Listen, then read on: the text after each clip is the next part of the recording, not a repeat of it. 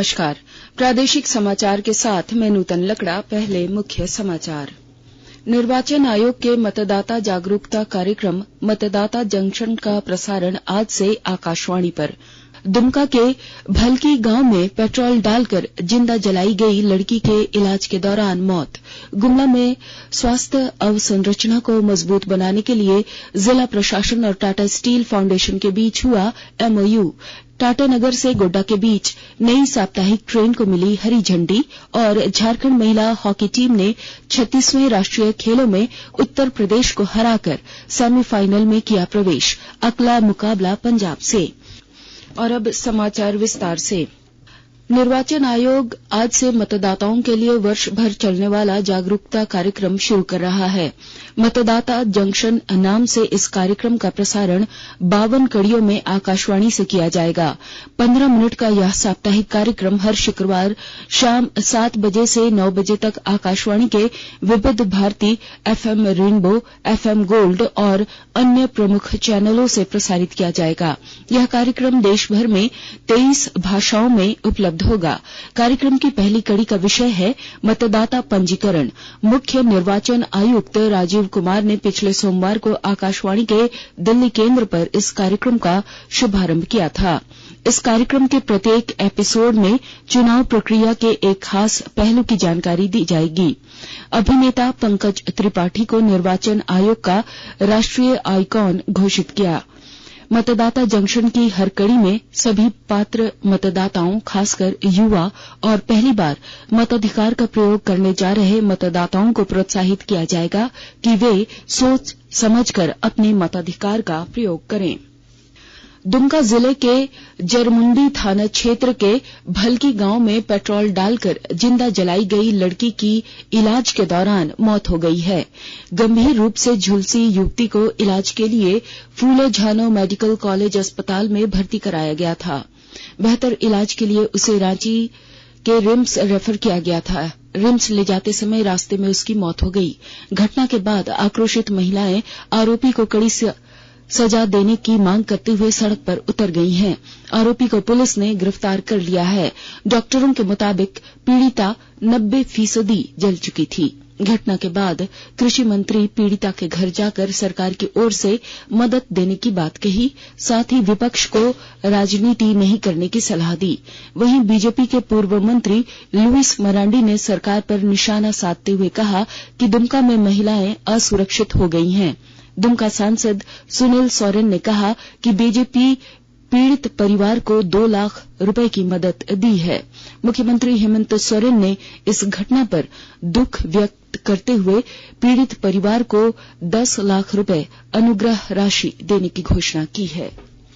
आकाशवाणी अनूठी पहल के साथ स्वतंत्रता के 75 वर्ष का उत्सव मना रहा है। इसका शीर्षक है आजाद भारत की बात आकाशवाणी के साथ।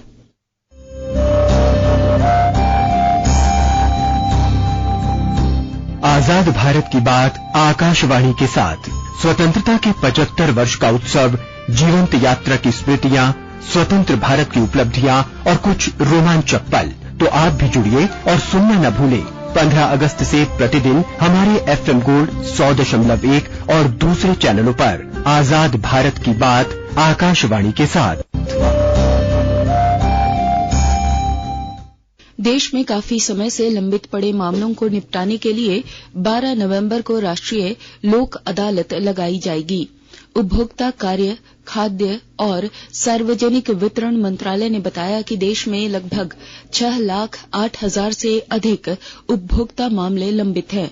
मंत्रालय ने कहा है कि लोक अदालत व्यवस्था और आपसी समझौते से मामला सुलझाने का लाभ देखते हुए ज्यादा से ज्यादा उपभोक्ता मामलों का निपटारा संभव हो पाएगा। लोकसभा के अधीनस्थ विधान संबंधी संसदीय समिति की बैठक आज नई दिल्ली में संपन्न हुई। इस बैठक में रांची के सांसद श्री संजय सेठ भी शामिल हुए। संसदीय समिति की बैठक में पर्यटन और उसकी योजनाओं पर विस्तार से चर्चा हुई। बैठक में यह बताया गया कि स्वदेश दर्शन योजना एक ऐसी योजना है जिससे राष्ट्रीय स्तर पर पर्यटन को बढ़ावा दिया जा सके। स्वदेश दर्शन योजना के तहत झारखंड में इको सर्किट कार्य के अंतर्गत दलमा बेतला राष्ट्रीय उद्यान का कार्य किया गया है, जिसमें 34 करोड़ भारत सरकार ने दिए हैं। इसके अतिरिक्त पर्यटन के क्षेत्र में बेहतर कार्य करने को लेकर विमर्श हुआ। सांसद श्री संजय सेठ ने झारखंड में पर्यटन उद्योग को बढ़ावा देने के लिए कई सुझाव कमेटी के समक्ष रखा। आकाशवाणी के ताजा तरीन समाचारों के लिए आप हमारे वेबसाइट newsonair.com पर लॉग ऑन कर सकते हैं। ताजा समाचार Twitter handle @AIR News alerts और Facebook page All India Radio News पर भी उपलब्ध है। आप प्रादेशिक समाचार एकांश के ट्विटर हैंडल @AIR News _ और फेसबुक इंस्टाग्राम पेज तथा YouTube channel AIR News Ranchi पर भी हमारे बुलेटिन सुन सकते हैं। प्रादेशिक समाचार आप आकाशवाणी रांची से सुन रहे हैं और अब पेश है कोरोना से बचाव के कुछ संदेश। कोविड-19 से बचाव और सुरक्षित रहने के 3 उपाय। मास्क लगाएं, 2 गज दूरी है जरूरी, सुरक्षित दूरी रखें, हाथ और मुंह साफ रखें।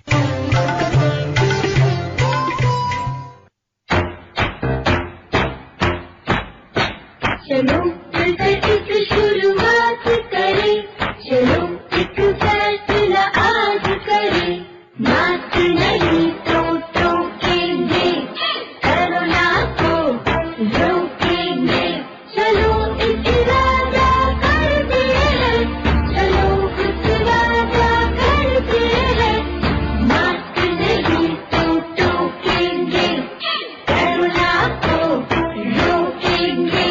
भारत सरकार द्वारा जनहित में जारी। आयुष्मान भारत देश के किसी भी हिस्से के मरीज को देश के किसी भी कोने में लाभ सुनिश्चित करती है और जो पहले असंभव। चला चला से हटका पहिया, लाचार नहीं बहना और भैया, हर कोने में पहुंच रहा है सेहत का वरदान। रवैया माननीय प्रधानमंत्री श्री नरेंद्र मोदी जी के मार्गदर्शन में सफलतापूर्वक चल रही है आयुष्मान भारत योजना। प्रधानमंत्री जन आरोग्य योजना के अंतर्गत करोड़ों लाभार्थियों को मिल रहा है 5 लाख रुपए तक का मुफ्त उपचार। योजना के तहत सूचीबद्ध सरकारी व निजी अस्पतालों के माध्यम से अब तक करोड़ों लाभार्थियों को मुफ्त उपचार मुहैया कराया गया है। आप भी आयुष्मान भारत योजना में अपनी पात्रता के विषय में जानकारी प्राप्त करने के लिए 14555 पर कॉल करें या अपने नजदीकी CSC या सूचीबद्ध अस्पताल में संपर्क करें। प्रादेशिक समाचार में आपका एक बार फिर स्वागत है। गुमला जिले में स्वास्थ्य अवसंरचना के सुदृढ़ीकरण के लिए जिला प्रशासन और टाटा स्टील फाउंडेशन के बीच आज समझौता ज्ञापन MOU किया गया। गुमला परिसदन में हुए इस समझौते के तहत सदर अस्पताल में मरीजों को बेहतर चिकित्सा व्यवस्था उपलब्ध कराने के लिए CT स्कैन मशीन और एडवांस एक्सरे मशीन लगाया जाएगा। MOU के तहत बिष्णुपुर और भरनो CH में भी चिकित्सा व्यवस्था को दुरुस्त किया जाएगा। इस मौके पर टाटा स्टील फाउंडेशन के प्रतिनिधि डॉक्टर अनुज भटनागर ने बताया कि सदर अस्पताल के अतिरिक्त 2 और CSC केंद्र हैं, जिसे टाटा स्टील फाउंडेशन द्वारा अपग्रेड करने की कोशिश की जाएगी।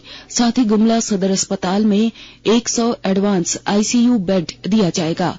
इसके साथ ही जीवन रक्षक उपकरण उपलब्ध कराया जाएगा। साथ ही सदर अस्पताल के स्वास्थ्य कर्मियों ANM और सहिया को आवश्यकता के अनुसार विशेष प्रशिक्षण उपलब्ध कराया जाएगा। उपायुक्त सुशांत गौरव ने बताया कि वर्ष 2027 तक के लिए सिविल सर्जन और टाटा स्टील फाउंडेशन के प्रतिनिधि के बीच समझौता हुआ है।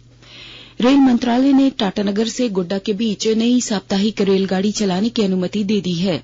यह रेलगाड़ी दिन के 1:40 पर टाटानगर रेलवे स्टेशन से प्रस्थान करेगी।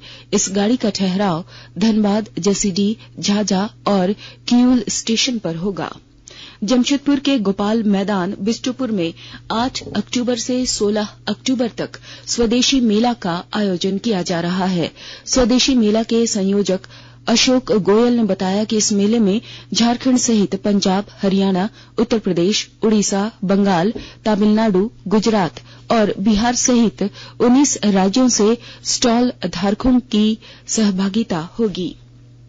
राज्य सरकार के 3 वर्ष पूरे होने के उपलक्ष्य में खूंटी जिले में 12 अक्टूबर से आपकी सरकार आपकी योजना आपके द्वार कार्यक्रम 2 चरणों में चलाया जाएगा।